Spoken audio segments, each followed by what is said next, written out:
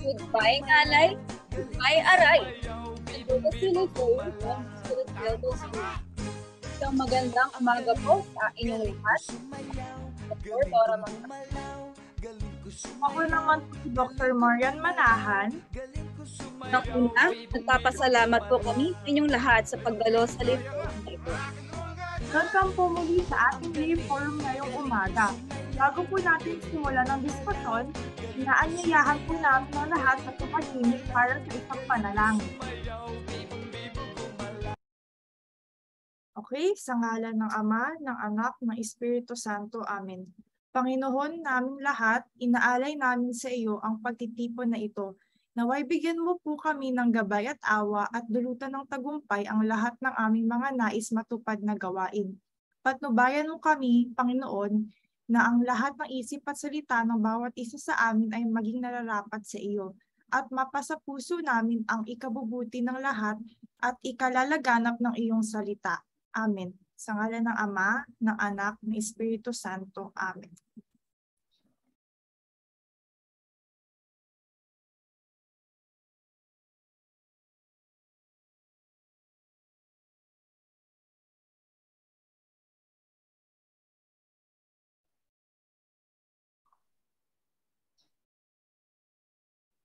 Sorry, Doc, naka-off yung mic. Maraming salamat, Dr. Marian, sa isang napakagandang panalangin.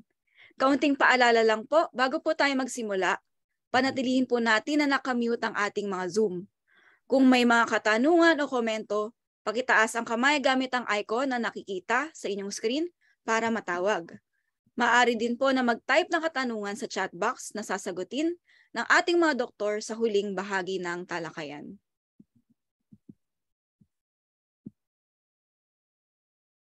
At ngayon, inaanyayahan po namin si Dr. Katrina Cruz para magbigay ng panimulang pagbati. Thank you for that introduction, Doctor. Isang magandang umaga po sa mga naririto at nakikinig sa atin ngayon.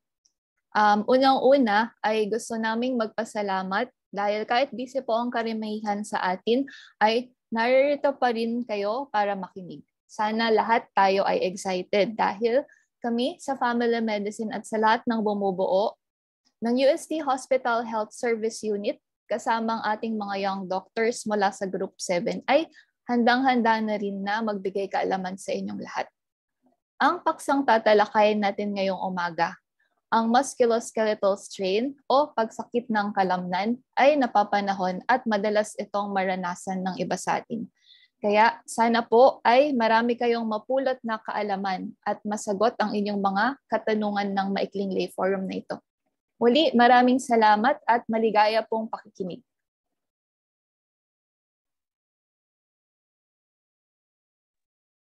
Okay, maraming salamat po, Dr. Cruz. So bago po tayo mag-umpisa, sasagot po kayo ng isang pretest. Mayroon po kayong 2 minuto para sagutan ang pretest na ito. Pakipindot na lamang po ng inyong mga sagot kapag lumabas ang mga tanong sa inyong screen. Huwag po kayong mahiya o mag-alala dahil anonymous naman po ang lahat ng sagot ninyo.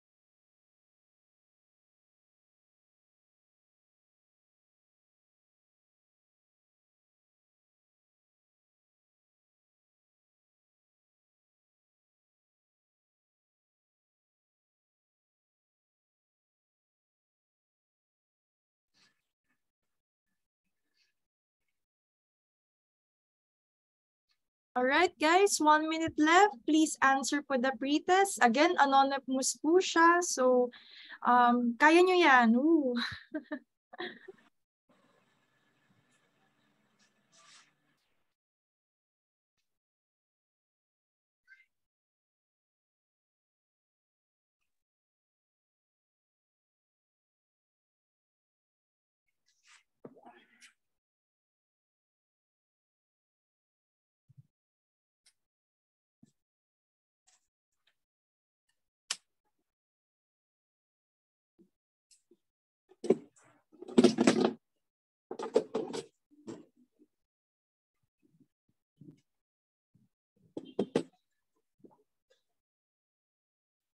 Okay, tapos na po ang 2 minuto. Okay, maraming salamat po sa lahat ng sumagot po sa ating pretest. Okay. So, Dr. Marian, ano-ano nga ba mga bagay na pag-uusapan natin sa araw na ito? Sa forum na ito, ang tatalakayin natin ang mga paksa na sumusunod. Ang musculoskeletal strain. Ano nga ba ito? Ano ang iba't ibang uri? Ano ang mga sanhi nito? Ano ang mga sintomas nito? Paano ito sinusuri, ginagamot, at paano siya maiiwasan? At sa puntong ito, aking tinatawagan ng ating mga tagapagsalita upang ibahagi ang kanilang kaalaman sa ating lahat. Isang pagbati po kina Dr. Lyle Magsino, Dr. Marlo Manalo, at Dr. Rain Mina.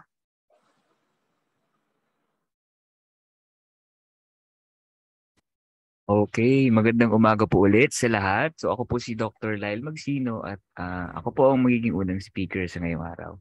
So nasabi nga po ni Dr. Marian, sisimulan natin ang lay forum sa tanong na ano nga ba ang musculoskeletal strain.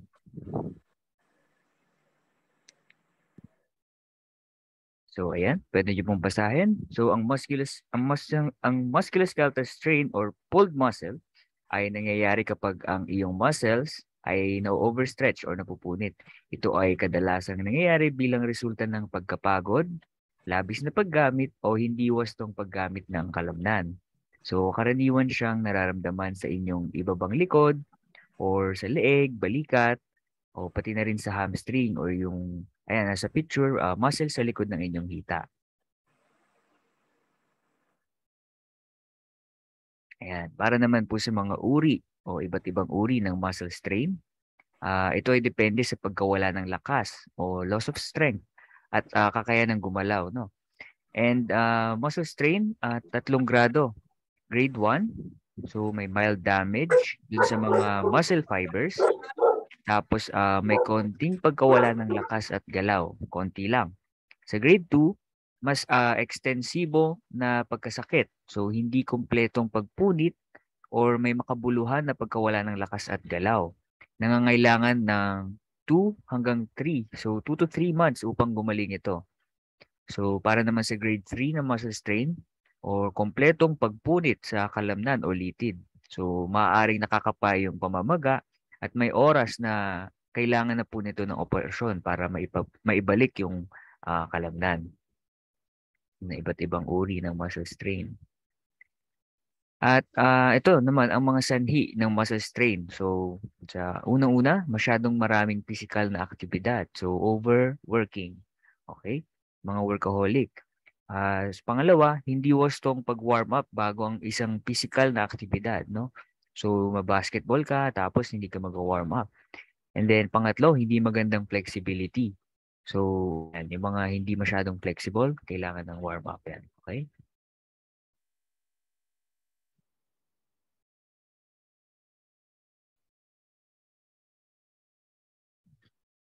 Okay, bago po tayo tumuloy sa susunod na parte ng ating diskusyon, nais po namin kayong paanyayahan sa isang maikling palaro. Dito, pwede nyo i-type sa chat box ang salitang tama kung sa tingin nyo ay tama ang mensahe o kaya naman ay mali kung ito ay mali. Ready na po ba kayo? Mukhang excited na ata sila. Oo, sumagot. Sige, Doktor, simulan na po natin. Okay, sa unang tanong, Isa sa mga sanhi ng musculoskeletal strain ay ang palaging pag-upo at paghiga. Tama po ba o mali?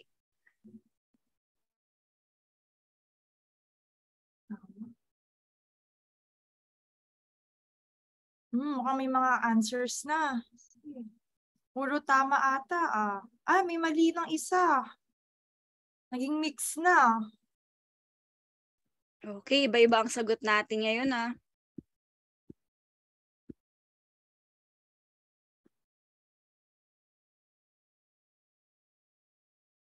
Okay, so ang tamang sagot ay mali. So hindi nakukuha ang musculoskeletal strain sa palaging pag-upo at paghiga. Bagkus nakuha ito sa labis na pagiging aktibo, ngunit hindi ibig sabihin nito ay hindi natin kailangan ng ehersisyo. Okay, maraming salamat sa lahat. Ating ituloy ang diskusyon tungkol sa musculoskeletal strain. Okay, so magandang umaga sa lahat. Ako naman si Dr. Marlo Manalo. So itutuloy ko lang yung nasimulang diskusyon ni Dr. Magsino. So paano ba sinusuri ang muscle strain? So una, syempre dapat alam natin kung ano yung mga simptomas ng isang taong may muscle strain. So maaring makaranas ng pananakit ng bahagi ng katawan, pamumula o pagpasa, hirap sa paggalaw, o kaya naman paninigas ng parte ng katawan, pamamaga at panghihina. So kung nakakaramdam kayo ng mga ito, mabuting magpakonsulta na sa doktor. Ang susunod naman, so paano susuriin ng isang doktor ang isang muscle strain? So mahalagang malaman ng doktor ang buong storya kung paano mo naranasan o paano nagsimula ang pananakit ng kalamnan. So mula dito ay magkakaroon ng ideya ang doktor kung paano masusuri ang inyong daing. So mahalaga na magkaroon ng isang complete physical exam at ang inyong kooperasyon upang matukoy ito. So, yung doktor ay susuriin ng mga pamamaga at masasakit na parte ng inyong katawan. Yung lokasyon at hindi ng sakit ay makakatulong upang matukoy yung sanhi at kung gaano ito kalala. So, maaari din magpagawa ng imaging ang isang doktor, lalo sa mga malubhang kaso. So, una, i-interviewin kayo, history taking. Pangalawa, physical exam.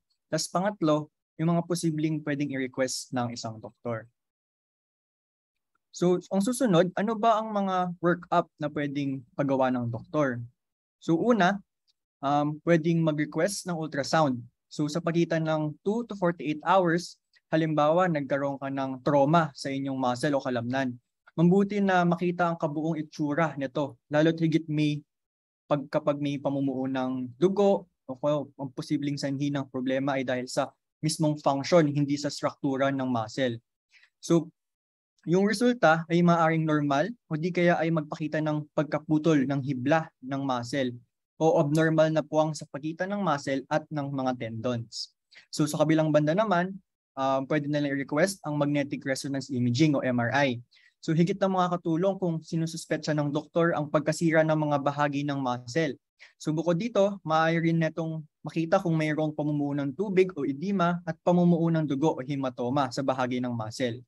So bukod pa rito, mas malinaw na makita kung saan mismo yung lugar na na-damage, kung may mga tendons o ligaments na nadamay sa pagkasira. So ang susunod, paano naman natin gagamutin ang muscle strain? So magpapakita kami ng mga gamot na ito na iniinom para maibsan yung sakit.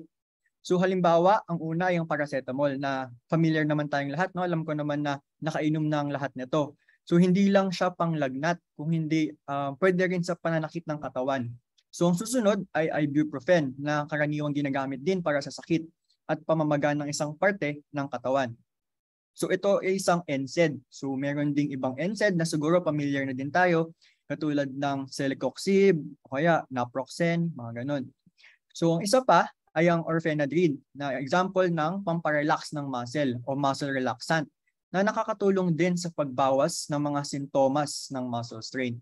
Sa iba pang lugar o bansa, may mga gamot din na pinapahid or mga topical na mas recommended ng mga ibang eksperto.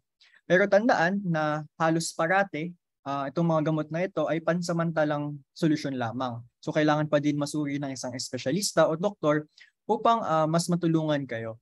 So maraming salamat. So ang susunod na bahagi ay tutuloy ni Dr. B.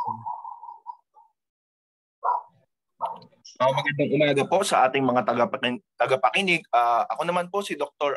RJ Mina at ako naman po ang mga tatalakay sa susunod na paksa. So, maliban sa mga sinasabing mga gamot, meron din tayong mga pwedeng gawin na makakatulong sa paggaling ng lugar na apektado ng musculoskeletal strain. Kilala ito sa acronym na RICE na ang ibig sabihin ay R for rest, I, ice, C, compress, and ang E naman ay elevate. So ang RICE regimen ay epektibo upang mabawasan ang pamamaga, pananakit at makakatulong ito para sa paghilom ng kalamnan.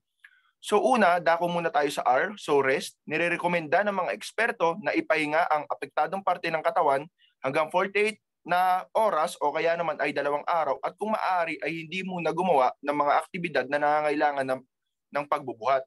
Susunod naman ay ice. Lagyan ng yelo ang parte ng 20 minuto at gawin ito kada 4 na oras. Ito ay makakatulong upang maibsan ang sakit at pamamaga sa unang 2 araw pagkatapos magkaroon ng injury. Ngayon naman sa letrang C na ang ibig sabihin ay compress, ginagawa ang compress kadalasan gamit ang isang elastic bandage. Ibibilog ito sa apektadong parte gamit ang elastic bandage. Halimbawa, yung talampakan ang masakit at namamaga, maari itong balutin ng bandage pero tandaan na hindi dapat ito masyadong mahigpit at dapat ay katamtaman o tama lamang ang sikip nito. Kapag ang tao ay nakaramdam ng pamamanhid o kaya naman ay mas sumakit yung parte, parang may tusok-tusok para lumamig ang parte ng katawan, ibig sabihin nito ay masikip at kailangan bawasan ang higpit ng elastic bandage. Katulad sa ice o yelo, ito rin ay nakakatulong upang mabawasan ang pamamaga at ang sakit. Huli sa RICE acronym natin ay elevate o itaas ang parte ng katawan na apektado kung maaari lamang. Kaya tandaan ang acronym na RICE, rest, ice, compress, at elevate. Ayan, may pag-games ulit. So same ulit, tama o mali? Pakitype na lang po sa chat box na tingin yung tamang sagot. Okay, so malaki ang maitutulong na paglagay ng cold compress sa sakit na dulot ng musculoskeletal strain. Tama or mali? Okay. Please write your answer sa chat box po. Yan, meron na. Parang mukhang leading towards sa tama. May iba bang sagot? Puro tama?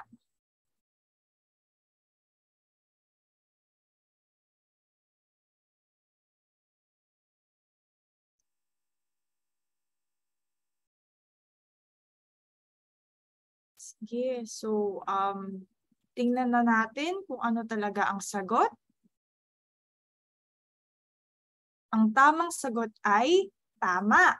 Malaki ang may tutulong ng paglagay ng cold compress sa sakit na dulot ng musculoskeletal strain.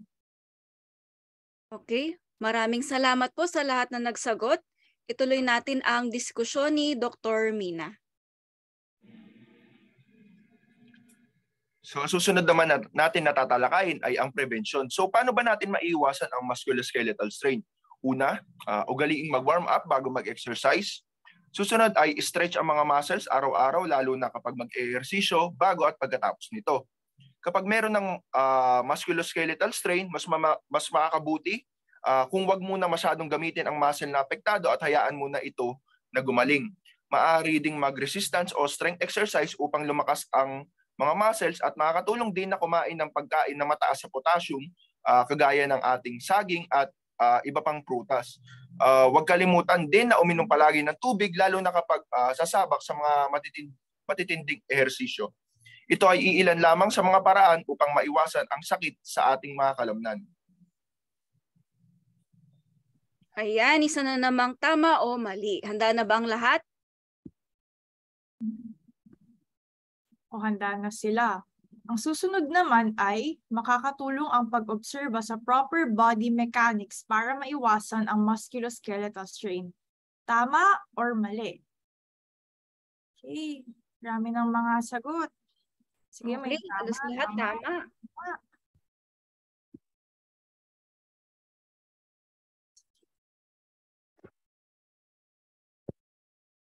Sige, alamin na ba natin kung ano ba talaga? Tama. Nakakatulong ang pag-obserba sa proper body mechanics para maiwasan ang musculoskeletal strain. May next question pa. Okay, tama o mali pa rin? Hindi nakakalala ng injury ang labis na paggamit ng muscle na may musculoskeletal injury. Tama o mali po ba?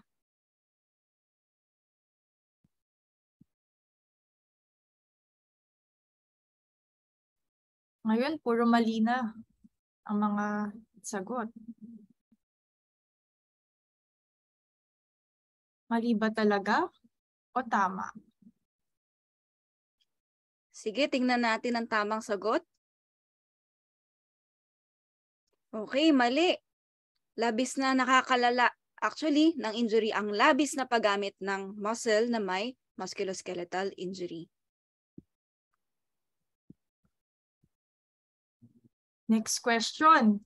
Para sa panghuling tanong, tama o mali? Labis na nakakatulong ang stretching exercises sa pag-iwas sa pagkaroon ng musculoskeletal strain. Okay. Salamat po sa mga sagot. Parang puro tama ngayon yung mga sagot.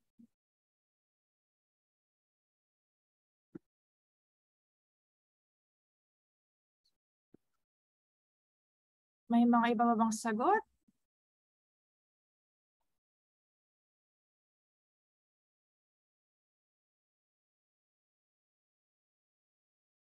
Sige, check na natin kung ano ba talaga ang sagot. At ang sagot ay tama. Malaki ang naitutulong ng stretching exercises sa pag-iwas sa pagkakaroon ng musculoskeletal strain. Okay, maraming salamat po sa mga sumagot sa chat box at nag-participate po sa palaro natin. Ang daming natutunan ng ating mga audience. Para naman po sa huling parte ng ating discussion, tayo ay manonood ng isang video tungkol po sa musculoskeletal strain. Para sa huling parte ng ating programa, ang video na inyong mapapanood ay isa lamang sa madaming stretching exercises na makakatulong upang mabawasan ang sakit na dulot ng musculoskeletal strain. Ang susunod na video ay tumatalakay sa musculoskeletal strain na isa sa mga madalas na iniinda na lower back musculoskeletal strain.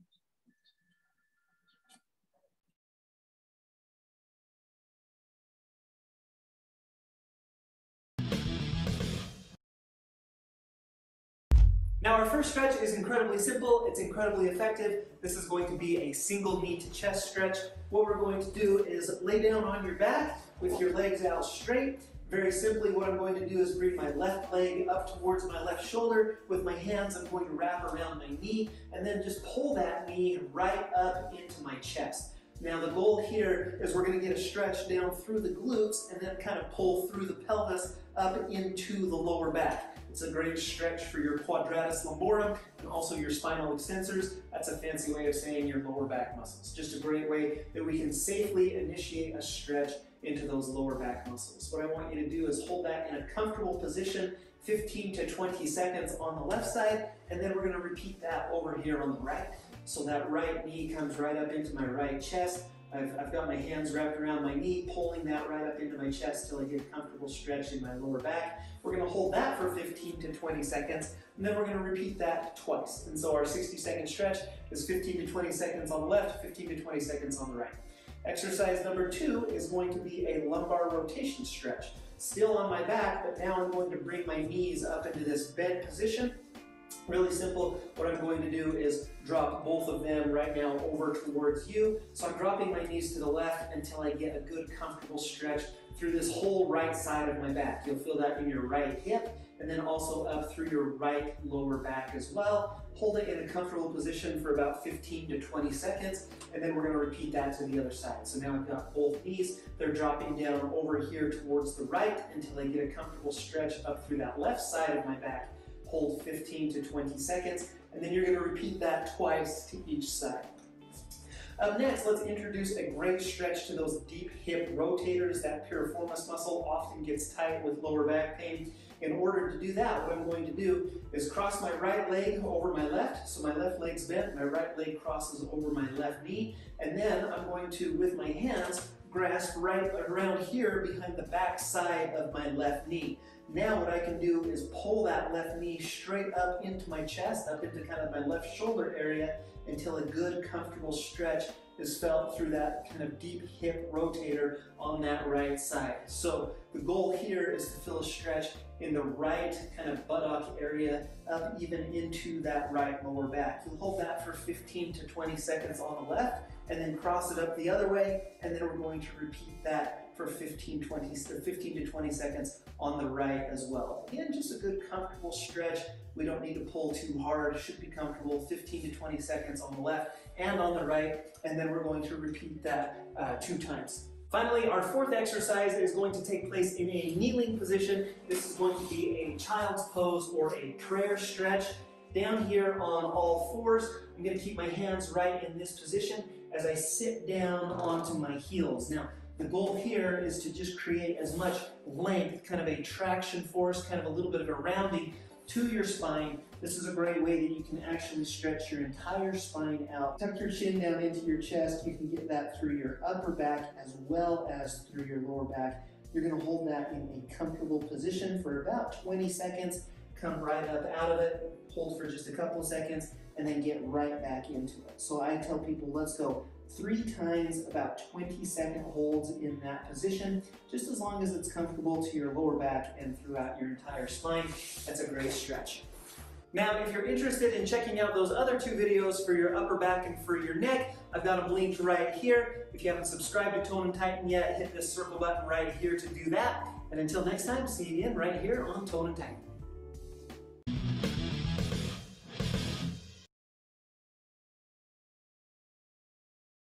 Okay, sa puntong ito, magkakaroon tayo ng question and answer portion para po sa mga manonood natin na may katanungan or klarifikasyon tungkol sa ating napag-usapan.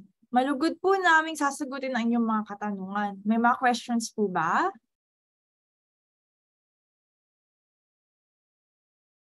Okay, may isang question.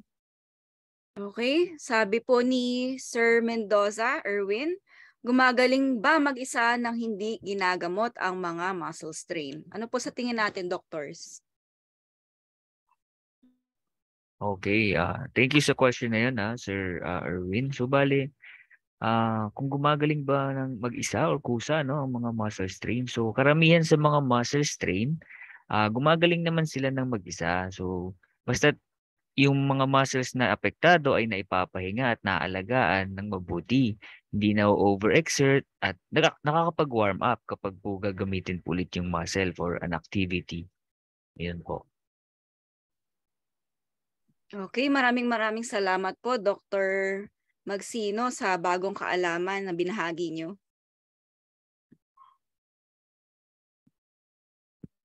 May isa pa atang question galing kay Miss Frances.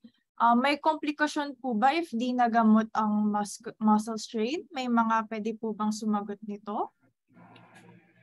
Ako na lang po, Doc Marian. So, may mga komplikasyon ang pag hindi gumaling ang musculoskeletal strain. So, lalo na pag ginamit ito ulit. So, may mga tinatawag tayo na muscle rupture o kompletong pagkapunit ng mga muscle. So, kung saan permanenteng napipinsala ang mga muscles, at ito naman ay posibleng magamot, ngunit apektado na ang muscle strength, flexibility at range of motion ng apektadong lugar ng muscle na yon.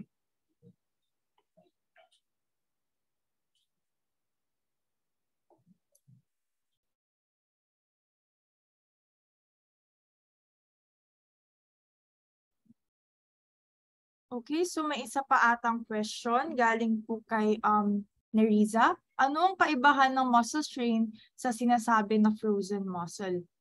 Meron po bang makakasagot po nito? Okay. So maraming salamat po, Ma'am Neriza. So ang muscle strain ay yung nabanggit kanina, so pulled muscle siya. So yung mismong kalamnan ang nagamit ng husto or na-over-exercise, ganun. Ang frozen shoulder, so ito yung stiffness o sakit na nakukuha sa joint, sa shoulder joint, sa balikat, o yung mismong kasukasuhan. So ang muscle strain, so sa kalamnan siya, ang frozen shoulder sa shoulder joint naman o sa kasukasuhan. So yun, sana sagot ko yung tanong niyo po, ma'am. Maraming salamat po. Okay, salamat po sa sagot. Di ba kung Sige po. magdagdag? Sige po, Doktor. Isang frozen shoulder or frozen muscle, frozen muscle. Actually po, yun po, kagaya ng binanggit ni Doktor, yung pinagkaiba, yung musculoskeletal strain ay sa mismong muscle. However, yung frozen shoulder ay yung nandoon po sa dugo. Pero, ang mekanismo po ng pamamaga ay parehas. At parehas din po yung para iwasan po yung masobrahan sa paggamit yung bahaging apektado. At tandaan, yung nabanggit kayo nila doktor na RICE o RICE, pwede rin nating gamitin doon sa frozen shoulder. Sana po ay mas nakadagdag ng kaalaman yan. Okay, salamat po, Doktor. Malinaw po ba yun? Okay, sige po. Sunod na tanong po kay Monte Luis. Gumagaling naman pala mag-isa. So, kailan ba dapat magpakonsulta sa isang healthcare facility para sa muscle strain? Okay po. Ma'am Monte, salamat po sa tanong na yun.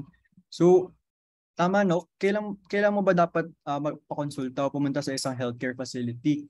So una, kailangan ipatingin mo na to kapag yung apektadong parte ng yung muscle mo ay nag-iiba na yung kulay, o kaya may pamamaga, may posibleng pagdurugo, o kaya pamamanhid, kaya sobrang sakit na tumagal na yung sintomas sa higit na 2 araw, mga ganun. So kailangan pa-check mo na yun. So yun. Salamat. Okay, salamat po, Doc. Kay Ma'am Rosemary, meron po siyang komento. Tanong ko lang, yung anak ko po, laging naninigas yung muscle niya. Ma'am, ano po ang ibig pong sabihin? Ano po ang gagawin po natin, doctors? Ano po ang maaari nating gawin kapag naninigas ang muscle?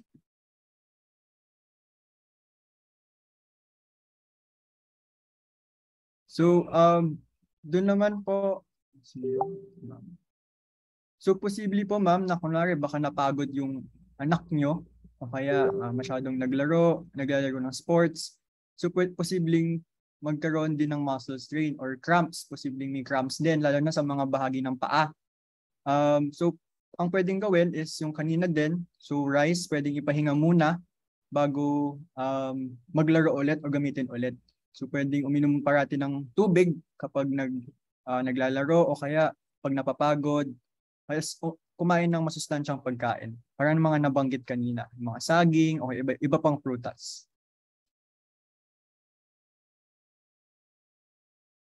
Okay, so sana na-answer po ang inyong sagot. Question po. So meron po tayo isang question kay Miss Susana. So anong pwedeng gawin pag sumasakit ang balikat? Need ba magpakonsulta kagad? So doctors, ano pong masasabi niyo po doon?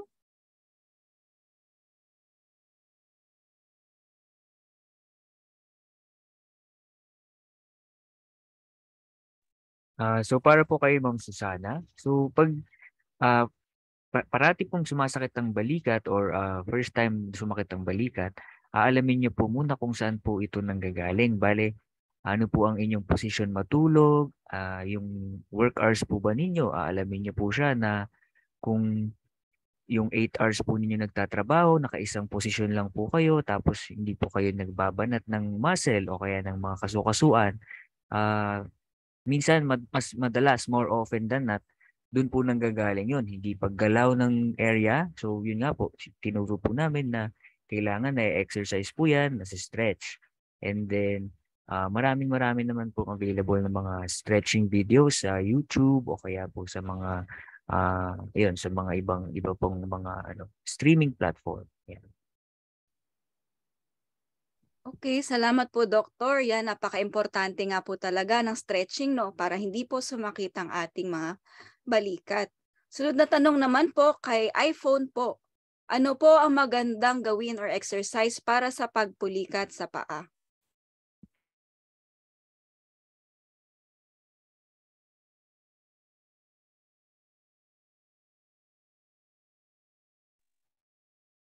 Maaga po, sir or ma'am. So, para po sa pulikat po, ito po ay tinatawag natin sa English na muscle cramp. So, pagka nararamdaman po iyon, mas makakabuti po muna if ipapahinga muna ang apektadong kalamnan kasi maaari rin itong mag-lead sa pagkapunit kung hindi ito ipapahinga kasi parang kulang ang nutrients or yung tinatawag natin na potassium na iniinom or nagkakaroon din ng muscle cramps o pamumulikat kapag masyadong nagagamit yung kalamnan na yon. So, mas makakabuti po kung ipapahinga po muna and wag po munang masyadong gagamitin yung mga muscle po na may apektado ng pulikat. So, pagka ganun po, mas makakabuti po kung sa binti po na nararamdaman, kunwari po ito po yung paa na makikita po yung paa po, mas makakabuti po kung igaganon po muna yung paa para po mabawasan po yung pagka-cramps at mas makakabuti po kung gagamitin nyo rin po or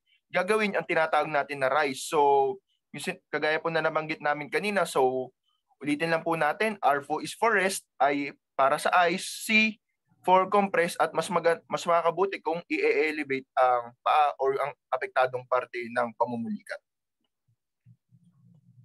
Okay, so maraming salamat po sa sagot, Dr. Rim. So meron pa po tayo isang tanong. So galing po kay Ma'am Annaliza, may epekto po ba ang muscles sa pagliligo kaagad after po mag-basketball? So mga doctors, ano pong kanilang sagot para dito? So, okay. Maraming salamat sa tanong po, Ma'am Annaliza. So, ang pagligo naman po na after magpagod or mag-basketball, okay lang po. So, hindi po totoo yung sinasabi nilang pasma. So, makikita nga natin yung iba pang athletes. So, yung mga nagba-basketball na professional, naliligo naman sila agad after ng games, diba? So, okay lang po yun. Okay lang na maligo po after yun, napagod or after mag-basketball. Salamat po. Okay po. So, hindi po totoo ang pasma, no? Pwede pong maligo pagkatapos ng exercise. Okay? So, si Ma'am Alona naman po, di po ba nakakasama ang laging pag-inom ng pain reliever?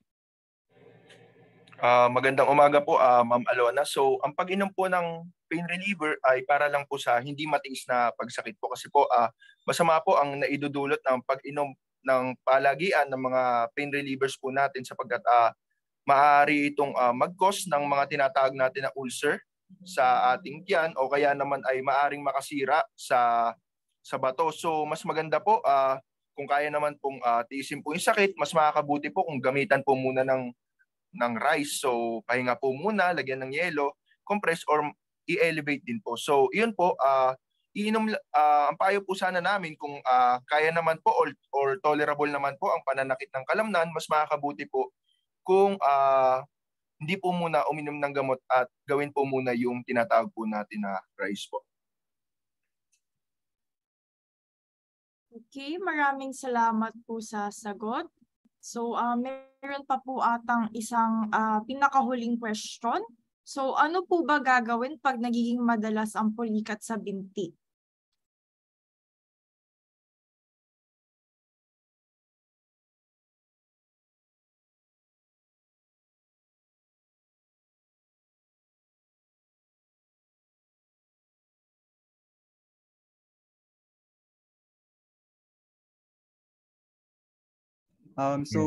Sige, go lang.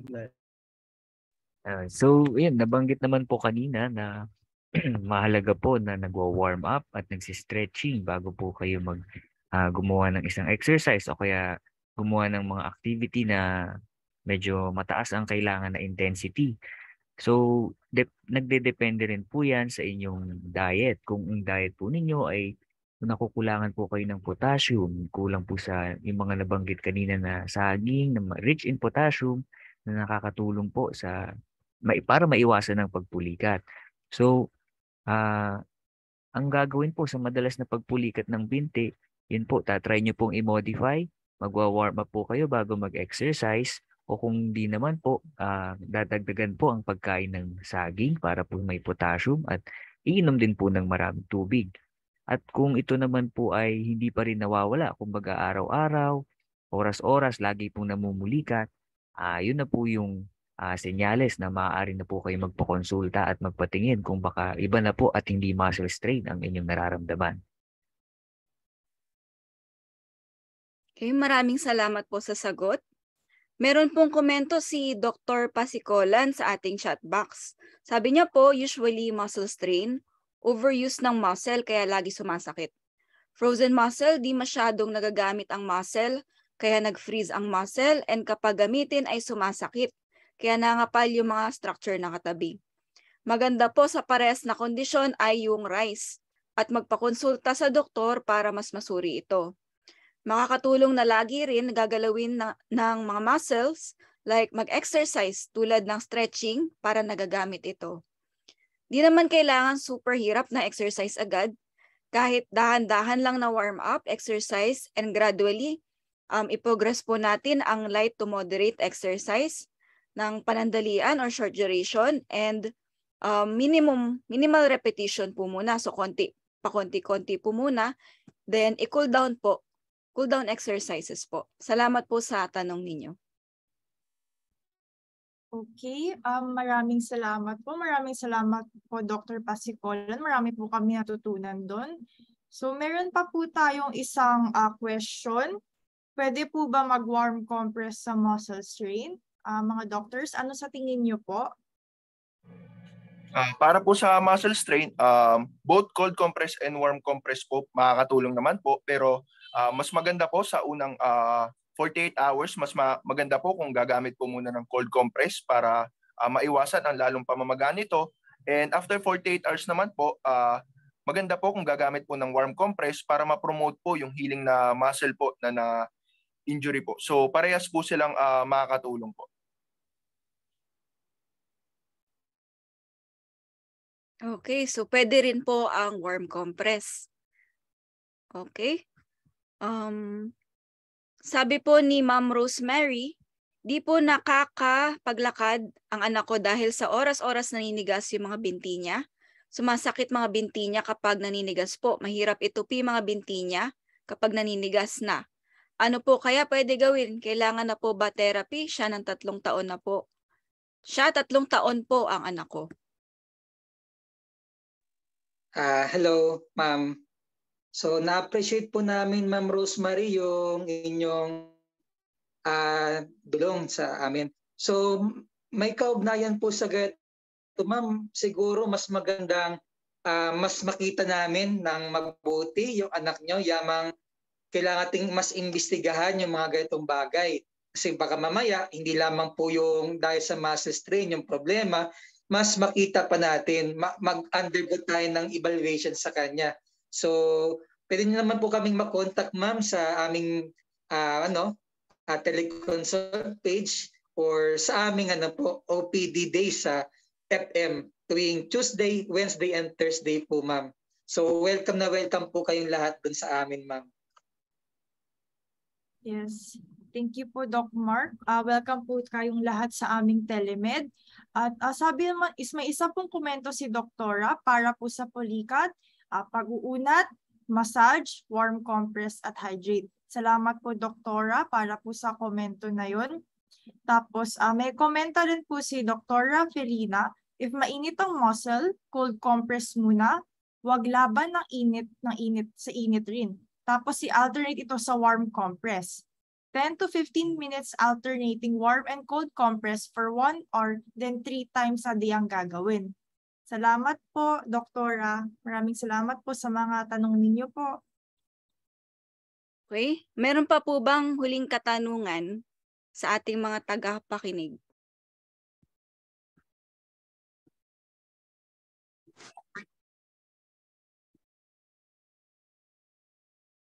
Okay, so wala na po ba?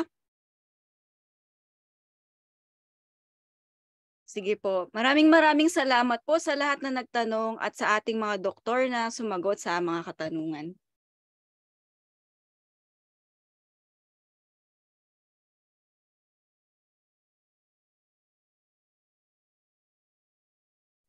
Kung sakaling mayroon pa po tayong mga katanungan na hindi pa po natin naisip ngayon, Kayo po ay maaaring mag-message sa aming Facebook page, ang USTH Family Medicine Teleconsult, Monday to Saturday po, 1 to 3 p.m.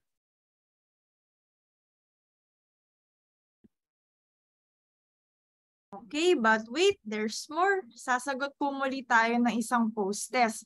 Mayroon po kayong 5 minuto para sagutin ang pre-test na ito. Pakipindot na lamang po ang inyong sagot kapag lumabas ang mga tanong sa inyong screen. Huwag po kayong mahiya o mag-alala dahil magiging anonymous naman po ang lahat ng sagot ninyo. Okay po, umpisahan na po natin.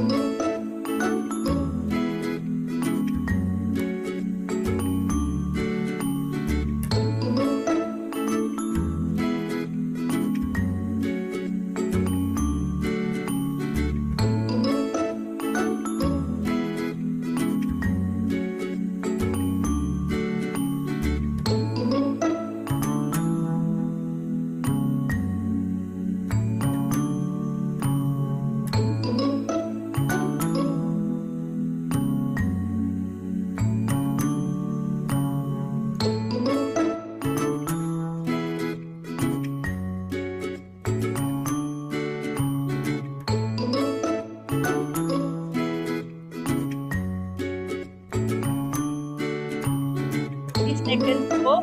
Ito po tayo magsagot ng post-test po.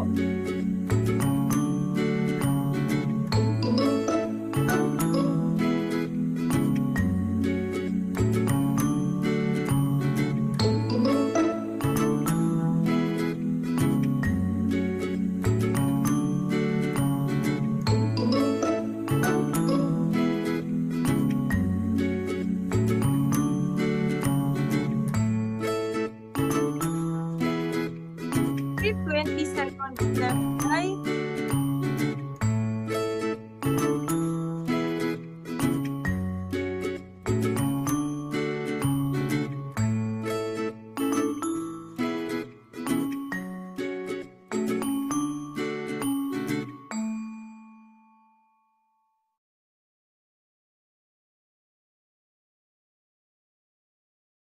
Ayan, tapos na po oras natin. Maraming salamat po sa ating mga manonood na sumagot.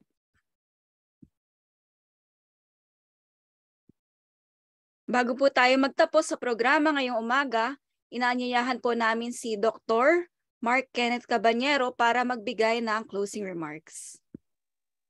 So, magandang araw sa inyo mga mahal naming empleyado at mga bisita. Salamat po sa inyong pagdalo sa araw na ito. Alam ko po na sa kabila ng inyong mga busy na schedule, kayo pa rin po ay naglaan ng panahon na makinig sa lay forum na ito. At sana po ay nakinabang po kayo na mabuti sa ating napapanahong talakayan, yamang dulot ng mga stress sa buhay, dulot ng mga stress trabaho, hindi malayong mangyari na magkaroon tayo in certain point in time ng mga sakit-sakit sa kalamnan. So, sana po ay mapakinabangan niyo po yung mga exercises, mga technique na dapat ting gawin para maiwasan po ito. At ganun din po, gusto ko pong pasalamatan ang ating HSU at hindi po dahil sa kanilang pagkipagtulungan magiging posible yung pagiging matagumpay ng programa na ito. So muli, maraming salamat po. At sana po ay makadalo kayo muli sa next na buwan na aming aktibidades na kagaya nito. Salamat.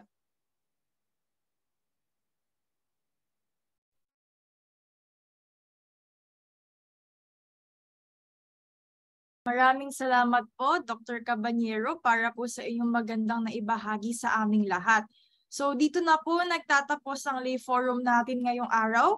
So pakisagutan na lang po ang ating post-activity evaluation form na isasend sa chat box. So maraming salamat po ulit sa pagdalo.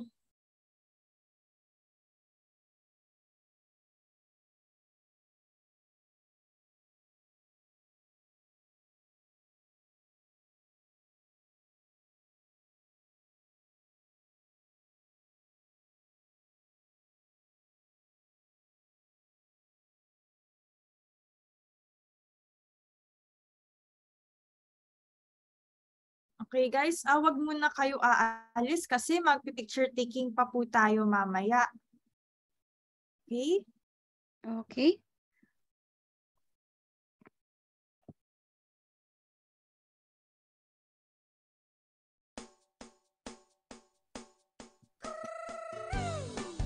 At muli ako po si Dr. Laura G. Montalvo. At ako naman po si Dr. Marian Manahan. Maraming salamat sa inyong lahat sa pagdalo sa Lay Forum na ito. Goodbye Ngalay, goodbye Aray. Ang Advocacy Lay Forum on Musculoskeletal. Isang magandang umaga po sa inyong lahat. Mag-picture taking po tayo, guys. So, pa-open na lang po ang mga camera po.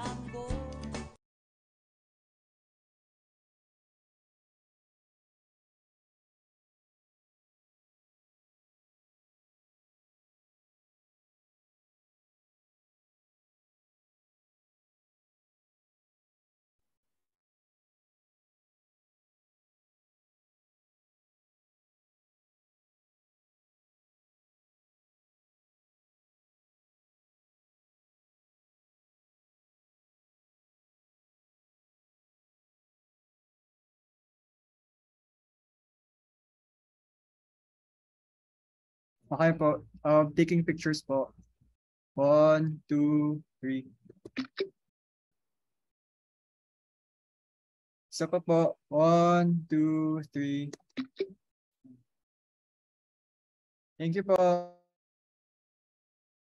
Maraming salamat po sa pagdalo. Sana marami po kayo natutunan. Thank you po.